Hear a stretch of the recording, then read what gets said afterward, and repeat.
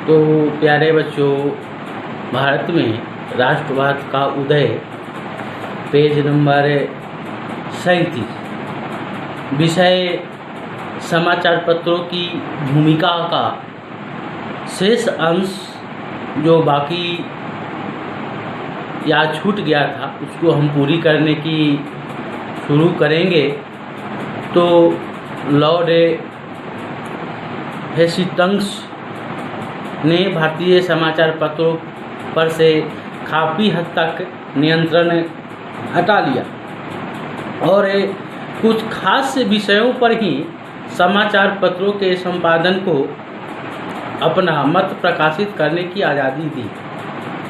1823 ईस्वी में भारत के अस्थाई governor general sir John Adam ने भारत की प्रादेशिक भाषाओं के समाचार पत्रों पर पुनः नियंत्रण लागू कर दिया, अर्थात उन्हें प्रतिबंध कर दिया। और प्रतिबंध करने वाले गवर्नर जनरल का नाम था सर जॉन एडम।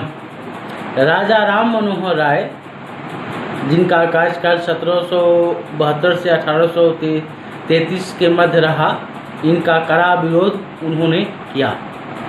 अपने विरोध प्रकट करते समय राजा राम मोहन राय ने उन्होंने साप्ताहिक पत्र मिराल इल अखबार का प्रकाशन बंद कर दिया था। भारतीय समाचार पत्रों पर किए गए इन अत्याचार के खिलाफ उन्होंने कोलकाता उच्च न्यायालय में और बंगाल के गवर्नर जनरल को भी आवेदन पत्र दिया था।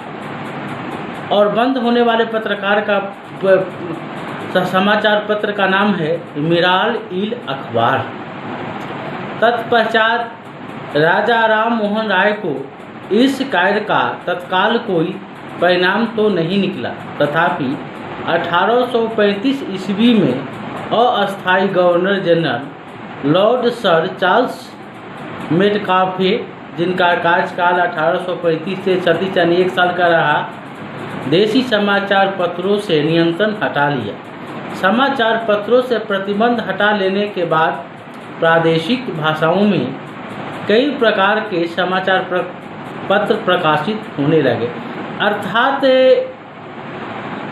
1722 से 33 का जो मध्य का जो काल रहा, उसमें भारतीय भाषाओं में प्रकाशित जितने भी समाचार पत्र थे उन पर फिर से सर जॉन एडम ने प्रतिबंध लगा दिया और इसकी लंबी लड़ाई राजा राम मोहन राय ने लड़ी।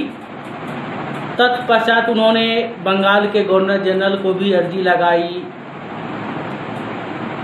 इसके बाद में कोलकाता उच्च न्यायालय में भी आवेदन पत्र दिया, लेकिन इसकी कोई क्षणिक परिणाम तो नहीं निकला।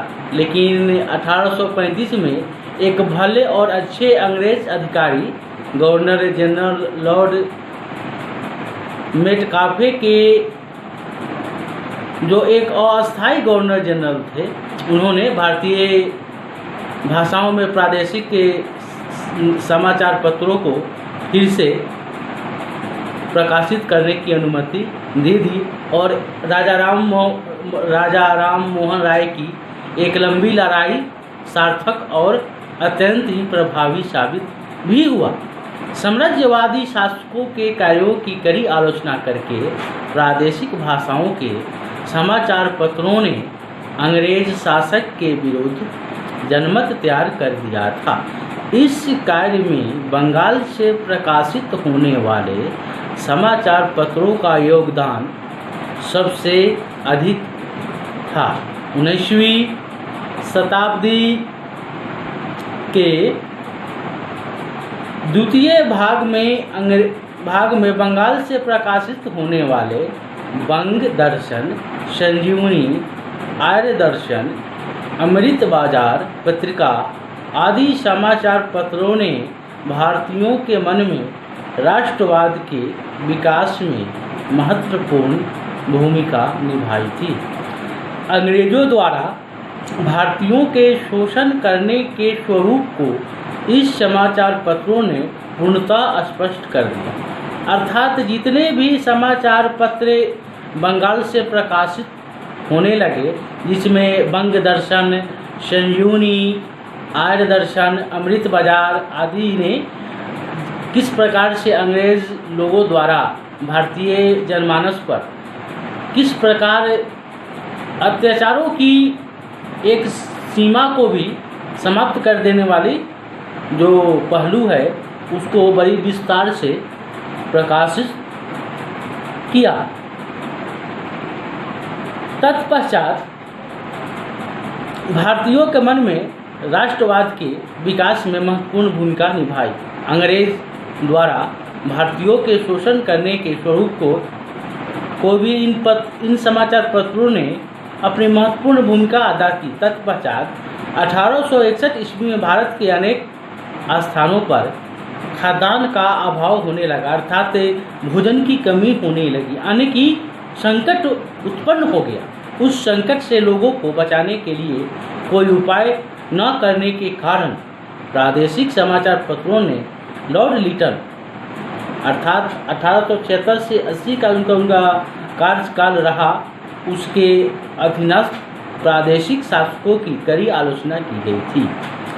इससे आग बबूला होकर लॉर्ड लिटन ने प्रादेशिक भाषाओं के समाचार पत्रों पर पुनः प्रतिबंध लगाने के लिए 1878 ईस्वी में कठोर प्रेस कानून जारी किया। इस अन्याय के कारण बहुत से समाचार पत्र बंद हो गए। मद्रास का हिंदू, मुंबई का केसरी, बंगाल के बंग दर्शन, अमृत बाजार पत्रिका आदि को सामयिक तौर पर बंद कर दिया गया। यहाँ ध्यान देने वाली बात यह है कि उस कठोर कानून से बचने के लिए अमृत बाजार पत्रिका अंग्रेजी में प्रकाशित होने लगा। यानी कि जैसे ही भारत में खाद्यान्न का संकट उत्पन्न हो गया, अन्न की भारी कमी होने लगी, भारतीय लोग भूख से मरने लगे, यानी कि पेट भरना मुश्किल हो रहा था उसी समय। तो इन राष्ट्रवादी पत्रकार समूहों ने और इनके विभिन्न प्रेसकर्ताओं ने, चाहे वह हिंदू बंगाल केसरी हो, मुंबई का केसरी हो, बंगाल के बंग दर्शन, अमृत बाजार, अन्य जितने भी पत्रिकाओं ने इनके खिलाफ भारतीय जनमानस को यह प्रस्तुत करने में सफल तो हुए कि अंग्रेज द्वारा निकम्पन, जो बेकारी, जो अन्यायपूर्ण जो शासन व्यवस्था चल रही थी, उस गंदगी को, उस भ्रष्टाचार को उजागर करने में तो सफल हुए।